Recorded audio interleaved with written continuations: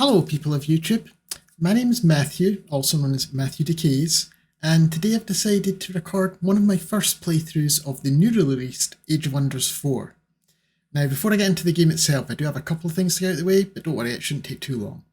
The first thing is a small disclaimer, which is that I have very little experience of making videos, and so this is going to be very bare bones with quite low production values. I mean, you just have to look at the menu screen. I'm doing a rattling playthrough and it's not even a rattling that's sitting in the corner there. So adjust your expectations accordingly. The second thing is just a little bit of self-promotion, because while I don't usually make YouTube content, I do regularly stream on Twitch. Now I'm a very small time streamer, but I do play quite a lot of turn-based strategy games, tactics games, RPGs, that sort of thing. Games like Age of Wonders, for example. So if you happen to like this video, consider checking out my Twitch channel under the same username for more content along these lines. I generally stream UK evenings, Saturday to Tuesday, and at the time that I'm making this video, I'm devoting pretty much all my stream time to Age of Wonders. I also lied, there's actually three things. The third thing is that while the game's been mostly stable for the time I've played so far, I did experience one hard crash that caused me to have to reboot my computer. That's in about 7 hours of play, so hopefully it won't happen again, but if it does, we're just going to have to roll with that punch. It might mean that there's a time jump between videos if I lose some time, or it might mean that a video ends abruptly, depending where in the time scale it occurs. But hopefully that won't happen. So with all that out the way, let's jump into the game itself. So when we do a new game in Age of Wonders, we choose our destination, a realm. There are pre-made realms. There's the story realms, which I haven't looked at. It's essentially the equivalent of a campaign. Or we can make our own custom realm. Now I'm going to make my own custom realm because that's more interesting. And by default, it's just continents with no special features. We've got 7 players, standard distance between us, normal difficulty, classic turns. I'm going to try, this is maybe a bad idea since I've only got 7 hours in the game. I'm going to try doing hard difficulty. Just because it'll be a little more interesting, potentially. The enemy will fight back, the AIs will fight back a bit harder. I'm not going to be as foolhardy as to try brutal. That would almost definitely end in disaster, but we'll try hard. I'll keep the player distance and the player numbers on standard, and I'll keep it on classic turns, because although that'll mean a bit of downtime between turns while we wait for the AI, it means I won't have the issue that you go to do something and it's got a lag on it because it's waiting for the AI to calculate its combats and things. So I'm just going to stick with classic turns, but we'll do the customization. So I've kind of got a wee backstory in mind for this realm. My thinking is there used to be a fairly advanced civilization, possibly an alliance of different civilizations, different races, and they had all sorts of magical wonders created and they were living the good life. Somewhere along the line, someone, maybe it's a civilization's government, maybe it was a rogue element, decided they were wanting to terraform the world to make it into some sort of paradise. Kind of like what the Archons do in the official Age of Wonders lore. But something went wrong. Maybe they were just incompetent, maybe there was sabotage, who knows. Instead of a paradise, they ended up with a volcanic hellscape. And cataclysms occurred and half the world died and what was left had to retreat into the underground. But the races in this world aren't particularly suited to the underground, although we're going to have randomly picked leaders, so maybe they will be. And it's quite a cramped underground, so they don't really want to stay down there. And recently, word has got down to them that the surface world, the magics that messed up the world are starting to sort of settle and maybe go back to the actual terraforming intent it was, and it's starting to become habitable again. So there's now a rush of these races to get back on the surface and claim the territory for themselves, claim the wonders of their previous civilization and get an advantage over the other races. Because after the whole cataclysm, the races didn't really trust each other as much anymore. They're a bit wary of each other. So there's competitiveness. So that's the backstory. So to make that happen, we get to pick a geography trait. We're going to pick the Scarred Divide. There was a great scarring in the past, marking it with death and dividing the land. So there'll be 2 massive land masses separated by an uninhabitable desolate ocean. Essentially a kind of volcanic-y, deserty bit in the middle. And we're going to pick, and that whole backstory is basically a convoluted reason for why I want to pick the Forming Realm. So the Forming Realm is a bit of a weird one. desolate provinces are dominant, so most of the world will be essentially volcanic rocky wastes. But every round, any unowned desolate provinces have a small chance to transform into a random terrain type. So we'll end up with this weird mishmash of terrain, and it's going to happen gradually over time. We're also going to say it's low population. Obviously, if there's a big cataclysm, there won't be many free cities up on the surface. We're not going to do the presence trait because we only have one Pretender Kings. That doesn't especially fit what we're doing here. I'm going to say a small underground. Like I said, it's kind of cramped. It's not ideal location. That's one of the reasons they all want to get back up on the surface. We're going to have volcanic eruptions, so that the desolate provinces will be affected by volcanic activity. The eruptions mean every 2 turns in combat, I believe this is, there will be essentially an explosion, and random hexes are all going to be on fire. And in the world map, you can't regenerate in desolate provinces. So until it terraforms itself, you kind of want to avoid the desolate provinces. We're also going to say a wondrous past. As I say, ancient civilization, we're all advanced. We're wanting to reclaim that for ourselves. And I don't know if we're going to do another thing. Oh yeah, underground start to force us all to actually be in the underground. So everyone starts off underground. I assume everyone does. It's, yeah, each throne city. It's not just me. And it's also going to be a cramped small underground. So we want to get up to the surface. I'm also going to try something in the advanced settings. So by default, the AI picks from custom rulers. So that's pre-made rulers, and I believe also rulers that I've made myself in previous games, of which there's only one from my Twitch stream. I've got some necromantic toads. But you can instead pick randomly generated rulers, and I'm just curious what that's going to create. So we're going to try that. So we're not going to get, like in the pre-release streams, there were certain characters showed up quite often. There was the halfling woman with the blood all over her mouth. There was Sindrin, who was like a sort of hedonistic ashen elf or something like that. We're not going to have the pre-made ones. We're just going to have totally random stuff. Some people don't like this thing. That's one of the complaints about the game, is that there isn't enough identity and anyone can be anything. But I don't mind that. I'm quite happy for that. And we'll just keep everything else the same. In the game flow, I want to turn off the score victory because I like to potentially take my time and potentially get to all the high-end endgame stuff. I don't want to get cut off unexpectedly by a score, but we'll keep the other victories on. And I think that's everything. Yeah, we'll just leave everything else on the defaults. So, as the name of this video would suggest, we're going to be rat people. Ratkin. And I'm going to change the mind trait. We're going to go to the Industrious civilization, who are very defensive. I believe they get an extra retaliation, because in previous games, you basically retaliated as many action points as you have, I think. I can't actually remember off the top of my head. I think you got multiple retaliations. This game, you only get one normally, but Industrial get 2. So we're going to make these guys ferocious. They get 40% extra damage from retaliation attacks and opportunity attacks. So the idea is, because we're very defensive, the enemy's going to be throwing themselves against our shields, and then we're going to hit back for extra damage.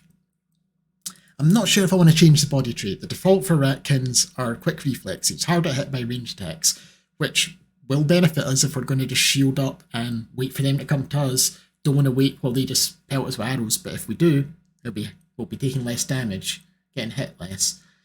We could also just make going in the tanky stuff. We could take Bulwark for extra defense and resistance when we go in defense mode, extra hit points. I think I'll just keep it on quick reflexes. It fits them being ratlings, so we'll just stick with that. We could have also given them like spider traits, because we've been on spider mounts rather, because we've been underground, but nah, we'll just stick with what we've got. And as I say, we're doing Industrious. They are master builders who value grand cities and strong armour, preferring a defensive attitude over an aggressive one. And they will get structures that give extra production, meaning they build their buildings faster. And they get bolstering, so every time they get hit, they get this bolstered defense or resistance, depending what they get hit with, that basically means they take less damage from future attacks of that type. And their scouts can prospect for a little extra production or gold when they find mountains, cliffs, or stalagmites. And we can see in the background as well, they get a polearm unit, they get a crossbowman, they get a sword and shield guy, I think that's their scout, another sword and shield, well, hammer and shield guy, and a support guy. So we're going to go heavy in on materium. We're going to be great builders because we're industrious rodents. And this will give us, our quarries will get 2 extra gold. Normally quarries do 5 production, so now they'll do 5 production and 2 gold. And special province improvements, which are kind of advanced ones, cost half as much to build. We also start with a workshop and some stone walls in our capital. And I think we'll stay on the whole building theme and we'll do wonder architects. So ancient wonders do not require a population to be annexed. Normally they get annexed the same way as any other province. You need a new population point to annex them. We can just grab them as soon as they're in danger city. And they'll also give 20% extra production for any annex wonders to the city. And one nearby wonder starts off already cleared for us. And we're going to stay with materium for our tomes. We're going to take enchantment, which will give us various buffs to our units, making them more armoured, do more damage. We'll also be able to summon a basic polearm golem. And our awakened tools, at the cost of some stability, we can increase the production in a city, if we want. I might also at some point maybe give them, I went the wrong way here, the Tome of Warding is the second tome. I'm not 100% sure yet, because Industrial are very good at defending against physical attacks, but not quite as good at defending against magic attacks. And this would give us things like the Staves of Warding, Staves of Warding, which gives an extra 2 bolstered resistance to people. And bolstering supports or supports abilities give an additional 1 bolstered resistance. So it would give us, shore up that and make us like tanky against everything. But we're not starting with that. As I say, we're going to start Tome of Enchantment. And for this slot, I think we're going to do a champion. Get a gold income bonus, extra stability, extra experience for non-hero units, and the handful of free cities that do exist will get extra relations with them to start with. We could go the magic route, but I'm going to stick with a champion because I'm doing a Wizard King from my first playthrough on Twitch. So now we will customize our ruler. I'll start by doing, I want these guys to be all about industry and civilization, so I'm going to pick this one here for the emblem, a little city emblem for fortress. Or potentially you could make it a crown. Depends how you look. I viewed that as like city walls with like a tower, but you could also view it as a crown. But either way, an emblem of civilization. And I feel like orange, I like orange as a colour for them. And we're going to be mostly neutral. We're not going to be too evil, because in my main playthrough I'm doing necromantic toads who are like proper evil. These guys are going to be sitting neutral, leaning towards good slightly. Physique-wise, I think my leader will just have the default. He'll be a wee bit scrawny, maybe. We're not going to have the ridiculously long arms. It'll look silly on a short race. But I'll keep the leg length like that. And he can maybe be... He can have sort of white fur. And I think, because we're going to have quite a lot of like shield units and polearm units, he's going to be a back ranks person with a staff of fire, which will also give him, so it'll give him, it's essentially a support build. He'll do a single attack with fire that can set people on fire, get it burning, and he'll also start with a basic heal. This is our leader. And in terms of a pose, we'll just have him just standing with hands behind his back, just ready to talk to people if they want to talk. And for the faces, they're all fairly similar. We'll just take the middle one. Eye colour, we can barely see the eye. Hang on a minute, I'm going to get rid of the helmet for a moment. We'll zoom in a wee bit so we can actually see his eyes. I'm thinking just some blue eyes, maybe. Or maybe yellow? Nah, just have a wee blue-eyed rat guy. Oh, is that giving him a... He's got one milky eye and one blue. Yeah, okay, he can have some previous injury. Maybe during the cataclysm, he's got a bit of an issue with one eye. And I feel like he should have some big bushy eyebrows just to add character, a sense of age and experience. And hairstyles, do I want to give him a bunch of hair? Sure, he can have some hair. It's a bit odd having hair on a rat that's already essentially got fur, but we're going to do it. And does he want a beard? Sure, yeah, you can have that. A bit extra fur at the sides. Now for hair colour, kind of thinking being ginger. I'm Scottish. Ginger's a whole Scottish stereotype. There we go. White fur, but with ginger bits. I don't know how much sense that makes, but we're doing it anyway.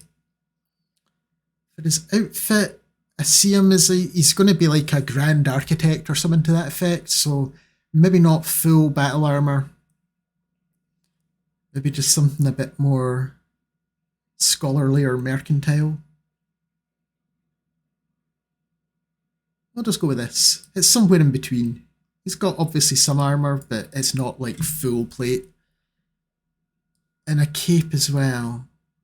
Oh, we could have that with the fancy thing behind him just to show that he is important. Yeah, we'll do that. Now, do I want him to have a helmet as well, or do I want to go without the helmet? Could have a wee crown, I suppose. Could have the floaty crown.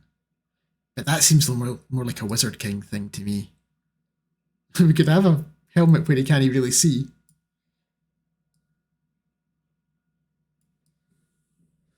I think that's a laurel wreath. It's kind of hard to tell at this angle. I don't think we'll do the laurel wreath. Oh, an armour colour. Let's give him golden armour. Befitting of his station. Makes it a little easier to see the details.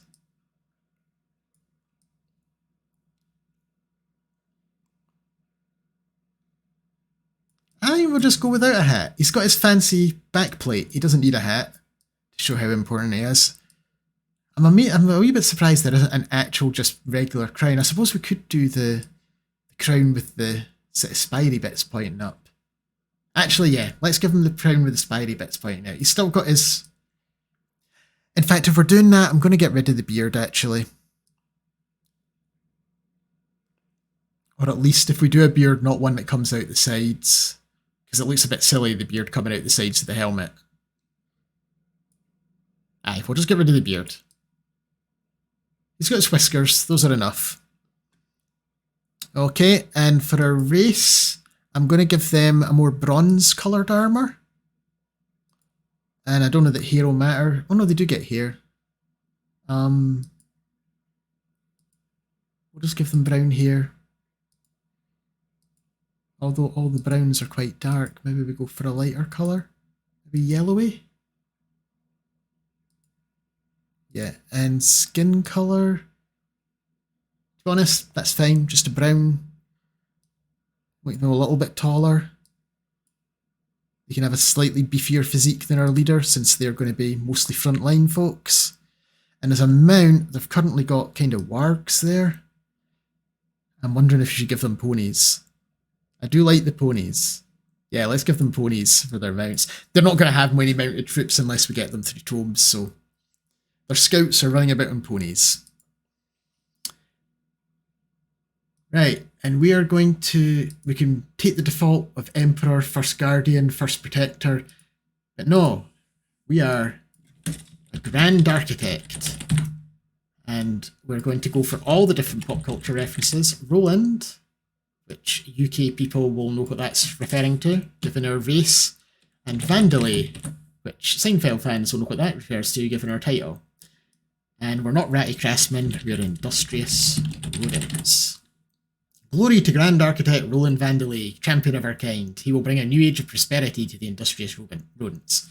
Rodent-like beings, whose groups are often referred to as mischiefs, they move with uncanny agility, much to the jealousy of other beings. They hone their reflexes and will not let the enemy walk away from a fight unscathed. They have respect for smiths and other artisans, preferring a strong wall over a decorated palace, despite all the decorations that our leaders got. They honour their builders and artisans, taking pride in their grand constructions. They're inspired by unique constructions and the ancient wonders of old. Onwards! Alrighty. I should maybe said at the start, I'm planning to do 1 hour videos. I'll be doing this and sitting down and playing like 6 or 7 hours at a time, but I'll split them up into 1 hour videos just because I gather people watching YouTube don't want to sit down to a 7-hour video unless it's a really popular big name. Okay, a new ruler emerges. Explore your surrounding and expand your domain. Prepare to face your rivals and become the master of this realm. Your choices will shape the new Age of Wonders. We've got Throne of Enchantment, and all the choices we made at the start are here. And our starting skills, we start off being able to summon a copper golem, and we've got the bolstering champ that's a nice heal and bolsters our defences. On one unit though, not area. Now, I'm not going to go into heavy detail on things like what gold is and what mana is. I'm assuming if you found this video and you're still watching, you already have a rough idea what Age of Wonders is and probably have watched other bigger streamers that got pre-release content and things like that, or just the dev diaries. But I will try and explain what I'm doing, why I'm doing it as we go. So we're starting off, we've got 60 knowledge income, which is pretty standard. We've got, because we're on hard difficulty, we don't start off with very much gold or mana. And we also don't start off with a very big army. All we started off with is our hero, a basic shield unit, the Anvil Guard. They've got pretty good, as I said, good defense, 41% reduction of physical damage, but no resistance by default. And also our Arbalist, who has no defenses and has a single shot crossbow that does 20 damage. They can also overdraw it if they don't move to do 30 damage. And that's it. So we're going to need more troops. We also have a scout, of course. I'm not sure if we want to fight... Like this stacks 180 strength, but it's got 2 tier 2 spiders. And we've only got 230 strength. We probably just want to spend the first turn or two having a look around rather than try to fight, because they're going to struggle a bit. And obviously we're in a small underground. If I zoom out, we're kinda central, to be honest. But with it being a small underground, we're maybe not going to find that much stuff down here. We've already found some water at the edges there. What's this? We've got a mana node nearby, that's good. And a cartographer, so we'll hit the cartographer, should show us our nearby free city. Kriegmar, annoyingly across the water, so we're going to have, maybe we can get up around that way, or we can maybe tunnel through. I don't think going on the mana node gets us anything. No. For our first research, so this is an Industrious thing rather than a Tome of Enchantment. Non-Industrious units will get, right, so this is our cultural thing of bolstering. We can give this to other units. So things like the copper golems won't get bolstering. If we get this rune industry, they will. It is 7 turns though. It's more expensive than the others. It'll take a while. I'm not sure that I really want Awakened Tools. Maybe we do want Awakened Tools early on, because early on the stability hit won't have accumulated from other buildings as much. So getting some early production would actually be kind of good. Or just making our scouts go faster. Now I'm going to get the Awakened Tools to start with. And for our first building, we start off with a workshop. So we've actually got pretty decent starting production. So I think we'd probably go for food to encourage growth early on. I mean, we could go for even more production. The other thing would be a vendor to get us more money, because everything's going to cost money. But I'm going to start with the workers' farmstead. And because we're Industrious, where other races would get just plus 10 food, this one we get plus 5 production and plus 5 food. And the other slight issue is, because we're not underground adaptation, we can't build farms down here. We can just do huts, which are rubbish. They just give you 2 food and that's it. And they don't count towards boosts. We're better off doing foresters where we can, because they give you the 2 food and production. But we do have 2 magic nodes and we've got 2 mine nodes. So other than food, our economy should be fine. We'll maybe be spending early game Imperium to boost our population quickly that way instead. And we want to get up to the surface and get a city established with farms early on. But that's all. Oh no, we have one other thing. I was going to say that's all we have, but no, we have to train another unit. So I want another Anvil Guard. It's going to take 3 turns. We might have to fight some units with our starting army and just risk losing a unit, but I'm a wee bit reluctant to do that. I don't want to... losing our first army early on would be bad. What the hell's that? Wait. Is the volcanic eruptions happening underground? I mean, it would kind of make sense, but since volcanic activity does originate underground, but are we getting explosions? I always thought that would only happen in the desolate zones up top, but maybe I'm mistaken. Okay, we can't get up there, so... Do I also want to do some tunneling? Oh no, we're not underground adaptations, so we don't actually know how to tunnel yet. I have to unlock that through the development tree. Oh dear. Yeah, underground start without underground adaptation is not particularly easy. Still, there's a lot of space over here. Well, maybe not. We don't have very good vision down here either. Or movement. There is an underground passage right next to us. We should maybe head up top straight away then.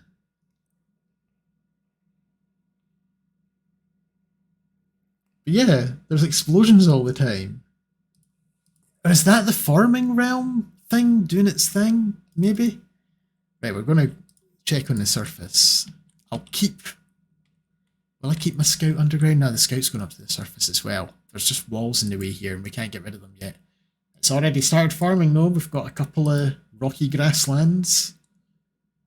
And that's a forest there.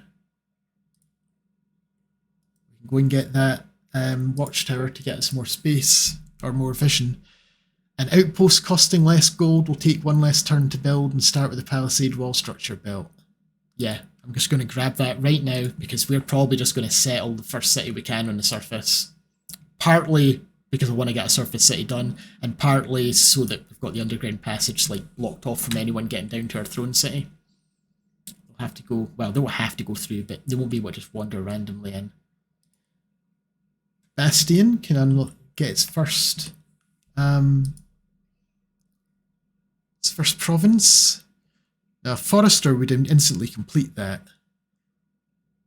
And 2 foresters would get us the Grand Mill. We do maybe want to focus on food structures. But then oh no, we can't do farms, that's the thing. Oh no, I'm allowed to do farms now. It's saying I'm allowed to do farms. Is that because of the fungus fields? The fungus fields let us do farms even if we don't have adaptation. It maybe does. I think adaptation lets you do it even if it's just cavern floor without the fungus fields. Because like this province is just cavern floor, so you can only do huts here because there's no farmland. Right, it's not as bad as I thought then. We can do farms. Okay. Okay, that may change a thing or two. Although, we'd also kind of want to do mines here for the extra gold, because mines are not rare, but they're not as common as farms. But then again, it's a bit of both down here. I'm just having a look to see if there's any... Actually, we can just turn this on to have a look.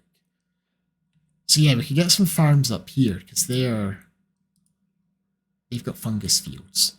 So I'll maybe do the mines on there, even though I could also do farms there, maybe do mines there, and I don't want to do farms on the bits that we're going to be doing our conduits and research posts on. But I think to start with, we are going to do the forester, because that'll get us a bit of both production. In this place, this one can only do forestry. Let me turn off that. So give us a forester there. And as I say, that instantly completed our workers' farmstead. So we've got, I mean, our food income's not too bad. And we've boosted a library. So if I maybe wait, I'd like to get the Grand Mill for even more food. And I'd like to get the vendor for more gold, getting them early on, but I'd like to get the boosted versions. So we'll just do the library for more research to start with. Because it's boosted, so it's cheaper. We'll also see if we can summon a copper golem. They've got 8 upkeep, so we'll be able to afford it. It's going to leave us without much mana, but it'll get us an early unit. And we've got our first anvil guard, so we can actually start clearing some of the stuff down here. I'll wait till next turn to actually attack, because it'll be an easy fight. Maybe I just attack now. Screw it, we'll just attack now. So my approach this game, obviously, auto combat, manual combat. If you do auto combat, it actually fights out the battle in the background using the AI, and then you can watch to see what the AI did. And if you don't like the results, you get the option to retry it manually. the way I tend to play Age of Wonders games is in the early game, I do manual combat all the time. Then as the game goes on a bit, I'll manual combat if it's an interesting fight. If it's like a difficult fight, there's a lot of units involved, or there's units I haven't used before. But I'll start auto-combating the more routine ones. But it's early game, so we're going to do a manual combat. Plus, I've not used industrial units before, so we're just against a bunch of spiders. It should be fine. So, oh, and this is a magically charged area, so these spires, anything next to them get magically charged, get some +2 lightning damage in their attacks, but if we destroy that, it goes boom and hits anyone next to them. So we're just going to move our shield units forward and move our range units in behind them. And when the shield units do their defense, it gives everyone next to them some extra defense. Adjacent friendly units get +3 defense. So our archers now actually have 3 defense rather than 0. Our commander is at 6. And these guys get +2. I think if you put them next to each other, I wonder if they would end up at 10 defense. Do they get it from each other? Oh no, because that's the shield defense +3, right? Would they get shield wall as well as shield defense? We're going to have to try that in a minute. I've not been paying attention to pre-release streams, so I'm not actually entirely sure. So they're just edging forwards. Okay. Right, and we get... So we can see there they've got a little sword icon. That means they've got 1 retaliation. But if I make them defend, we get 2 retaliations because we're industrial. I'm going to try doing defensive to make use of our whole bonuses. So yeah, we do. We get the shield defense and the shield wall. So 10 defense, 65. We only take 1/3 of normal damage, physical damage. And do these guys get poison attacks? They do. They get a little bit of blight, so we will take a little bit more damage than against other things, but still, we're going to reduce that damage by a fair bit. Not so much those ones. So we kind of want to blast those ones, I guess. So I'm just going to run up, shoot them with our crossbow. Oop. And one of the changes to Age of Wonders 4, you may have noticed one of these spiders keeled over, is as they take damage, as in 3, individual models disappear, but unlike 3, their combat strength goes down as that happens, whereas in previous ones, they stayed at full combat strength all the time. So it's not as much a priority to completely eliminate an enemy unit now. You maybe actually do want to spread damage about a bit rather than focus firing. But in this case, these guys get plasma resistances better than these guys do, so we do still want to focus on them, at least to start with. And I could do my bolstering chant, but there's not an awful lot of point because we're not injured yet, so... So they spat webs at us and immobilised us and did it in an area, and they hit me for 8, and they poisoned me. But yeah, we're getting our retaliations in. Overall, they came out that worse than us. Okay.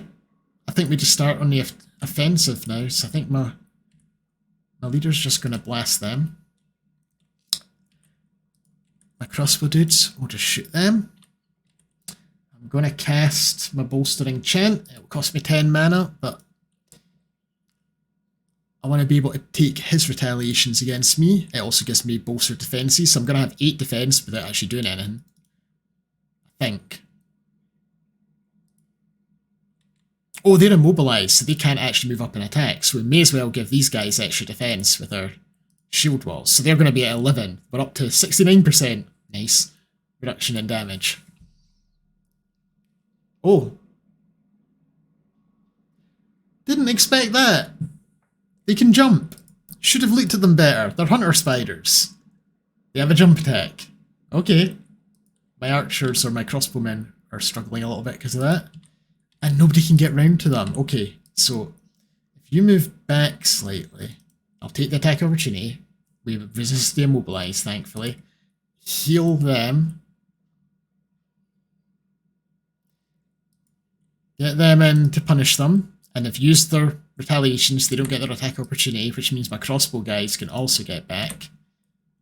50%. Yep, cool. And then they can go in and hit them too. It's just 1 spider left, so their jump's used up, their morale's bad.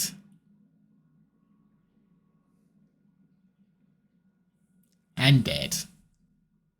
Took more damage than I would have liked, but I wasn't prepared for that leap attack. Okay, we got a bunch of mana for that, which pays for the golem that we're summoning, and we're just going to step back into territory to heal up a bit faster before we hit the stronger stack that's got 2 of those spiders. We will also want another unit, so I'm going to have 2 shield units, and we're getting a golem. So I maybe want another ranged unit, because it's difficult to get too many melee units up front just with space. Choke points. We'll queue up another arbalist. And yeah, do I want to maybe grow a bit faster right at the start, or do I want to... I maybe want to hold off and save it for when we get our outposts on the surface. So we'll get this to get the lay of the land. We've already got a desert, is this? Yeah, sand. There's some mountains. I see a food stash up there. I also see money down there. What do I want more? Oh, it's an item. Let's get an item. Now we'll get the food first. Because food helps us snowball, and an item we can get later on.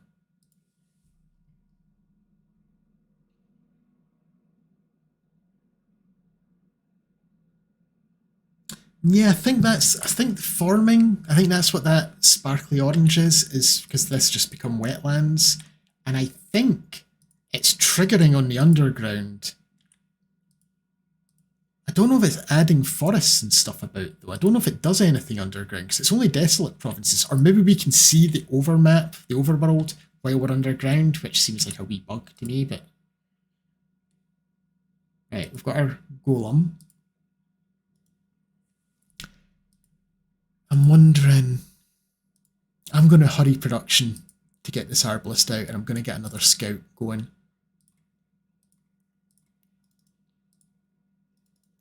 And then... Do I go in slightly injured? I think we can take them slightly injured. Get this cleared out.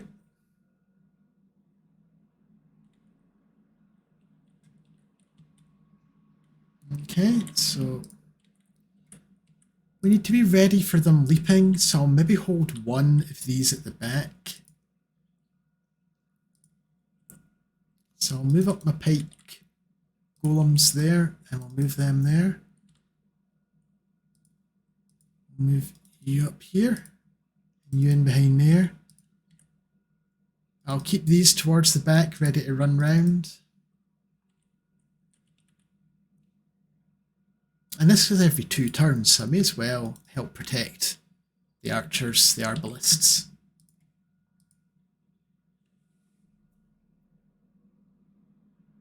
So they'll start with their web, probably, and then they'll do their leap. So I could run up and attack them. They'll get a counter attack that hits harder, so maybe we want to just do defensively, just run up and go into guard mode. Get our shield guys to guard here. Because then these golems are not as tanky as our shield dudes, but they'll still have 8, which is decent. And then our crossbow guys, we'll just... Oop. Other crossbow guys, Put you here. And our leader here. Can we get them burning? Got them burning. And then have you here, and that means the only jump to hit these crossbow guys would still be in view of them. So I think that would potentially help, and they're getting a wee bit of extra defense. So yeah, they're doing their immobilizes. That bolstered all our defenses. It's hurting a lot though. Those webs are no joke. Okay, we need to do our bolstered healing on them. And we can do our overshot now. It's better chance of hitting them, so I'm going to hit them. Oh, we only got a graze. These guys should have a decent chance to hit. Yeah, 90%. It's only doing 11? And the other one's only doing 8. Okay. That gets rid of the retaliation, so you can go in hard and kill them. Alright. They can't move and they can barely hit. We might accidentally hit our friends here. Nah, we just missed, okay. And they can't move either, so they're just going to have to keep defending. We might lose an arbalist here. Depending what that hunter spider does. Nope, they're not jumping. Cool.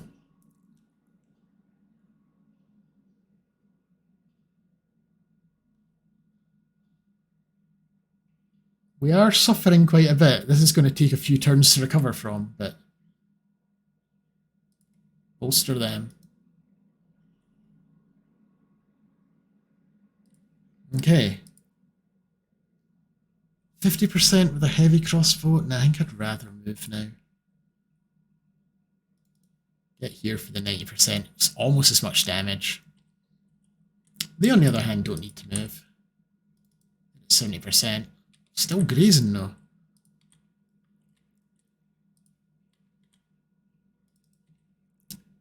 Work on these guys, because they're pretty beat up now. Let the golems take the counter-attack. Right, got them down to one model. Unfortunately, they're out of range, so I think they're just going to bolster the defences rather than run round and try and flank, because they'll be dead next turn anyway. Oh, they're going for a flank on the archers, are they? They're not really a threat yet. It's not a big deal.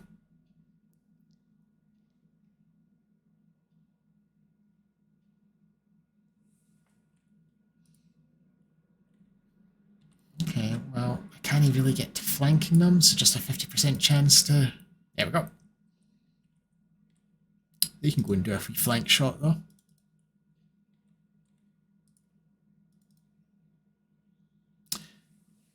Well, it was painful, but we did get the damage mostly spread out. I mean, a lot of damage, but... So I think they're just going to chill next to the capital. Well, actually in the capital. For a few turns just to heal up before we go any further afield. There's very little space down here, although I did just notice... Unexplored. That looks like a fancy pants resource. One of the magic resources.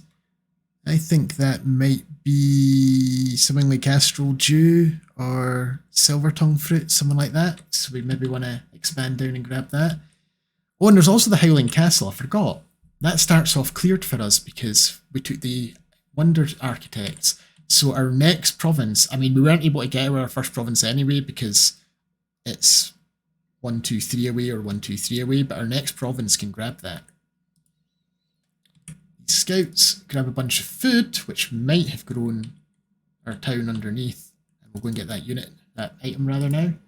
We've researched our awakened tools. So next up, we can get spell tempered shields. Gives all our shield units +1 resistance and an additional +1 when they go into defense mode to them and adjacent units. So maybe we won't need the Tome of Warding.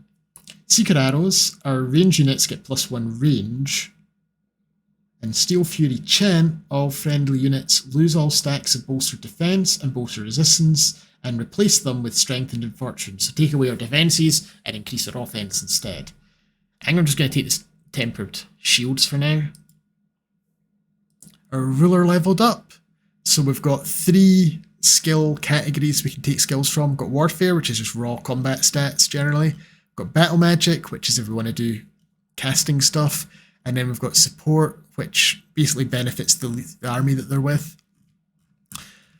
So Sundering Strikes is for physical, and they're currently using fire blasts, so maybe not that. Sprint could be useful for if we get cornered, but they're also one of our tankiest in terms of hit points back Vine units anyway, so we may kind of want them to take a hit now and then.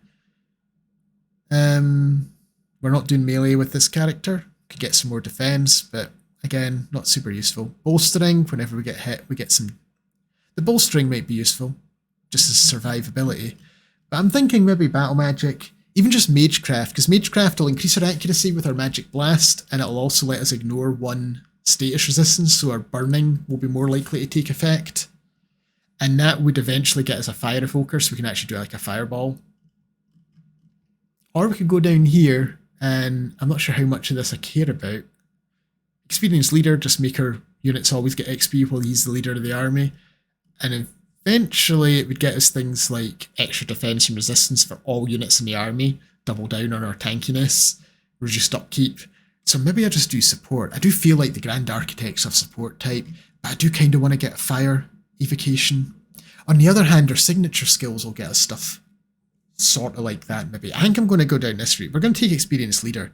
We're just going to have our troops are always leveling up. Oh, I leveled twice, so I get to do two things. Okay, so yeah, do I do defensive training?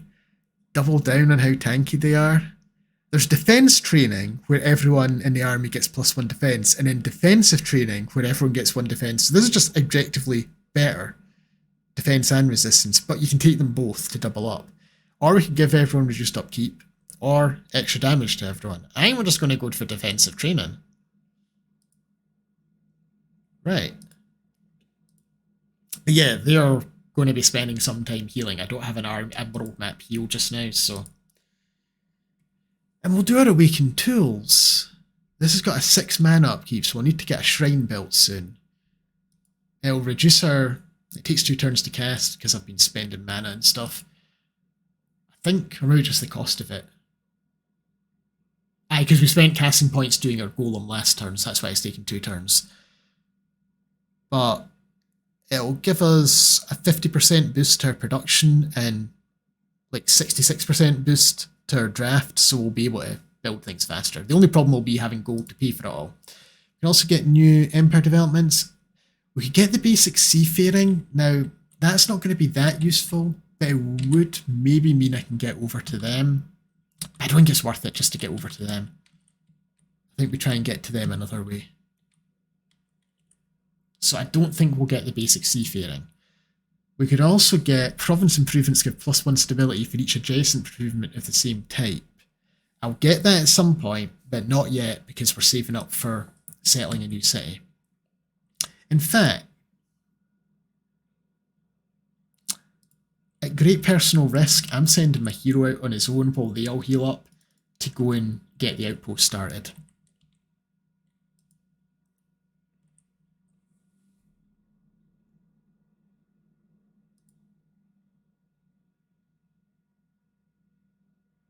So something up there just farmed. Oh yeah, we've got more forests up here.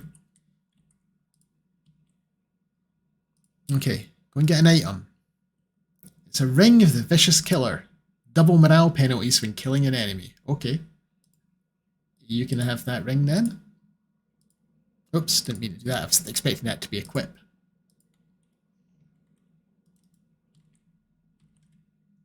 Now, it would be good if we knew where another wonder was nearby before we start an outpost, but I don't want to wait.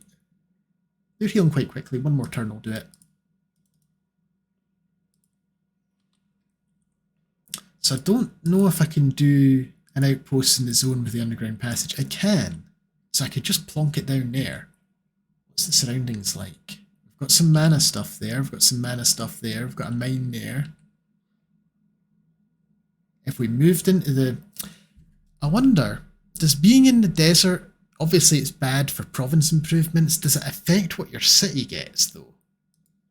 Or would it be a good idea to use the desert for our city and then we use the other terrain for actual proper improvements? Can I see that? They're getting domain +2, multipliers +2. I don't know what multipliers is, but we're getting the 2 from the domain for our forester, right? Yeah, because city structures is things like, yeah, the towns, oh yeah, you can hover and see. So, oh, we've got a stable stability, our people are happy, so that's why we're getting the multiplier. So, yeah, we don't get any, the terrain that you're on is essentially erased and replaced by the city. So, by that reasoning, assuming I'm correct in this, we want to settle on the crappy sand that we can't do very much with, and then that lets us get all the other stuff. And that does put us kind of midway between the two mana areas. I mean, either one of these would have been midway, but it also puts us right next to this one. Yeah, I think we're going to go there. I don't think we can do it this turn. Maybe we can. We can. Right, we're building an outpost here. We've finished our library. Oh, and we can annex a new place. So, I do want to get the vendor, but we maybe want to get a shrine since our mana's getting low and we're about to pay more upkeep. So that would require a quarry. I would also like the Grand Mill, which would require a forester, but I think we get the shrine. So we'll build a quarry over here, I think. Although, dilemma. I want to get this wonder. And we can, if we take this, we can only do huts here, but if we take that, we can get the wonder straight away because we don't need population because we're ancient wonder architects or whatever they're called. But it's a crappy hut. Do I have a scout? I was making... If I hurry the production of this scout, right? You could go and excavate. Have I not got oh, we don't have excavation. Right, okay. We don't have that yet. Ah, crap. Right, okay, we're gonna have to wait on the wonder because I'm not doing that crappy hut if I can avoid it. So we will just go with the quarry. Which will get us a little bit of gold because we are great builders. We get some extra gold from quarries. And that will boost the shrine, which will get us our mana. It'll only take 2 turns and 40 gold. We should probably build more units as well for 2 reasons. 1, so we can explore more and clear more stuff. And 2, because the AI in Age of Wonders games tends to aggressively attack anyone that it thinks is weak. So you want to have a decent army. So we'll get started on making more Anvil Guard.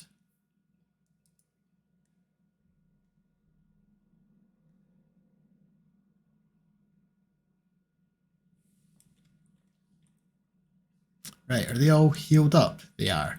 There is one thing to clear up there. What is it? A large pickup gives you a bunch of draft and possibly an item. We'll leave that for the moment and we'll just go join our leader on the surface. Because we maybe want to clear some of these mana nodes, although that's a tough army. We've got a Spirit Wolf, tier 3, Astral Keeper, tier 2, and a bunch of tier 1s. It'd be kind of even fight, but I'd maybe want to get some experience first. And I need 200 Imperium, so I could turn that into, well, start turning it into a city next turn. Oh, and we get palisade walls by default in our outposts. Is that because of this, or is that because we're industrial? That's because of that, okay. Do any of these boost the price? No, at least not until later on, if it is at all. Okay. Alright, so our scouts cannot currently do that, so our scouts are going to go and have a look over here while I'll wait for that to unlock. I don't think we can get through. Yeah, that's just walls, so it's just, is there anything down this way? Oh, and also down that way actually, I want to see what that is. And then this scout will turn off that overlay. I guess we'll just keep looking about. Found our outpost. Our awakened tools are available. Wait. Eh? What just happened? It said not applicable, then it said it was, but it didn't actually cast it. What's going on? Okay, there we go. I thought I'd right-clicked on it and it didn't do anything, but it did now. That's my doorbell going. I'm not expecting anything, so I'm going to ignore that doorbell. I can't imagine who it'd be or why they're ringing twice. We've got our spell-tempered shields. Let's get Sundering Blades left. These are scout stuff, but I want to make my units better because it's a somewhat tough start. Right, so down here we have our first spawner. And yeah, what is this? Astral Dew. If we annex it, we get 10 research and 10 mana, and as a unique effect for just having it, we get 20 world map casting points. There's also a small monster den with some weak units, and it will wake up in many turns. Okay, we'll just keep on exploring down this way then. So there maybe is some underground that we could sell. I guess you should go and get the spawner. Although we could also clear that. Let's go and clear that first. For fiend or foe, as your troop engaged the group of fiends, it becomes apparent they had been conjuring a portal to withdraw. The Infernal Hound, the apparent leader of the gathering, casts a shrewd eye over your army. Seeing there is scant hope of survival, it beckons its own troops to sit on the ground and submit before following suit itself. It watches you with wary hope. Will you allow them to summon their portal to Obadoth and leave these lands? And Obadoth is an infernal world ruled by demon princes where fiends make the laws and sins are virtuous. Many realms of this world are affected by spells which enhance one's primal urges, which often leads to bloodshed, debauchery, and everything in between. Very few Gadir can withstand Obadoth's infernal influence. We can be evil, kill them all. I can bind the Inferno, I'll lose 104 mana. I don't have 104 mana. I don't know why that's not ghosted out, because I don't have the mana to do that. No, you can go. Do I get anything? We do. We get mana and a Ring of Endurance. Status resistance. Do I want that instead of a Ring of a Merciless Killer? I feel like I do. Because now we've got 8 status resistance, so it's difficult to get things like Immobilize on him. Okay, but we do need to go and clear out that spawner. I mean, we've got time, but I'd rather get it sooner. Plus, it'll have rewards. Okay, let's just explore the area around this outpost for now. Although, I know that's got a guard on it. You can tell, because there's a little kind of hazy crosshair on it, that means there's someone sitting on it. Right, we boosted our mana with our shrine. We could attract population, but it's 2 turns. Nah, we'll just do it the old-fashioned way. So I'm going to get that Grand Mill now for more food income, so this grows faster. And now we can do excavations, although we can also get cities that share a border with the Throne City get 10% of all income. We might be able to pull that off depending what's down here, but generally speaking, there isn't much space to share a border with the Throne City. And I don't think it counts going through the underground passage. Maybe it does. So we probably won't make that a priority, but I will get excavation. And rather than exploring down there, we're going to go and excavate this so that we can bypass the crappy cavern floor that's there. Although it might just get cavern floor there as well. I don't know what it uncovers. You would think there wouldn't be like a fungal forest underneath the earth, but you never know. I don't know how that works yet. So these are going down. Deal with stuff over here. What's this? What are you? A flow serpent. Oh, I think I've seen these in the pre-release. They have many eyes. And they've got astral pursuit, so they can teleport to a unit and hit them. Does random elemental damage. Astral refuge, if it becomes hit, it gets invulnerable and stunned. So it takes a while to kill them, although it's only got low health. So they're annoying by the looks of it, rather than dangerous. Right, you get over here. And if we find cliffs anywhere, we can prospect them with our scouts for a wee bit extra income. Oh, that's 2 magic resources. Rainbow Clover, which gives 5 Imperium and 10 happiness, or stability. And if you have it at all, that's just the city that gets it, although technically the Imperium's for the whole Empire. And if you have it at all, you get 100 relations with 3 cities. We've also found Archon Blood. 20 mana if you get in your city radius, and having it at all gives you 20 combat casting points. Cool. And that was our extra shield guard who's just going to chill for the moment. We can annex a new province. I'm going to hold off and see what we get from that. Delay a turn. Or 2, because it'll probably take 2 turns. It'll probably take a turn to actually uncover it. I'm going to get another Anvil Guard in my capital. I'll just take a turn. Okay.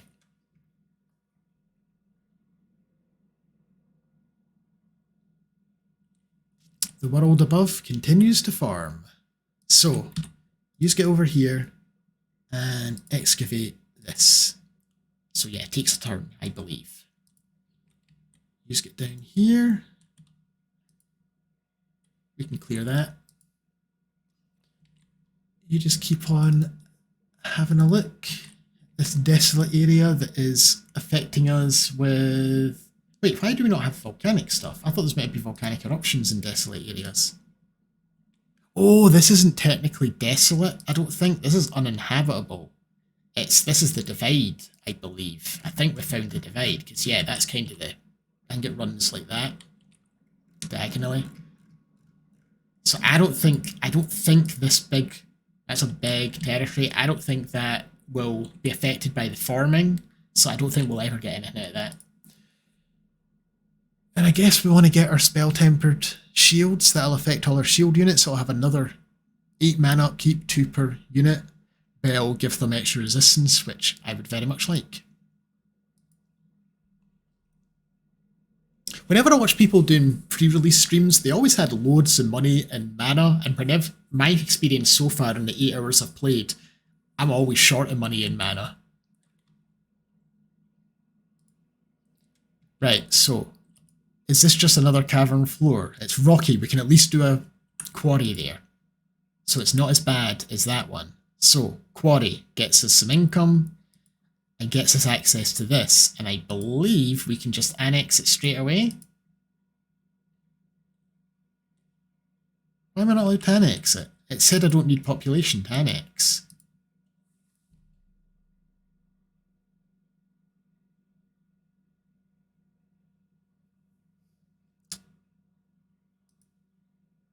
If I go to races, Industrious Rodents, Wonder Architects. Ancient wonders do not require population in order to be annexed to a city. Is it because it's 3 provinces away? Do I need to build... Can we only go 2 out to start with? I maybe need to build the... There's an upgrade, the Town Hall, Bulwark. I think I maybe do. In that case, I may as well annex... Oh no, we already annexed the quarry. Yeah, so we're going to do the Town Bulwark. Because +1 annex range. I don't know what the default is, but I'm guessing it's 2. And this will also get us 10 gold, so sure. Build that.